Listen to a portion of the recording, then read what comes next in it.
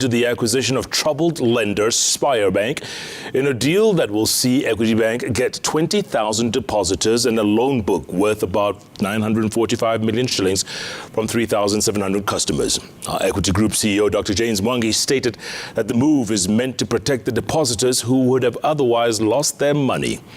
Let's get more from our very own Faisal Ahmed. In what has been termed as a mercy transaction, Equity Bank has completed the acquisition of certain assets and liabilities of Spire Bank that has been on its deathbed for the better part of 3 years. Equity Group CEO Dr. James Mwangi stated that they have unlocked more than 1.322 billion shillings for depositors who can now access it from more than 20,000 accounts that have been transferred to Equity Bank without any restrictions. Whoever had a deposit today, they were struggling to access that money. Today they can access their money in its entirety. And then the only way then for us to fund this deposit was to take an equivalent amount of loans so that then the bank could continue again supporting those borrowers to pay their loans in an orderly way without recalling the loans.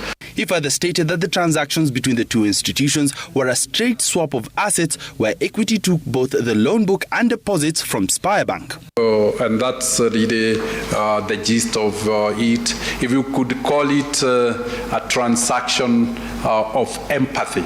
It is whether you want to call it a social responsibility to the Kenyan people, you can call it that way. But it's not a commercial transaction, Pfizer, in the traditional way.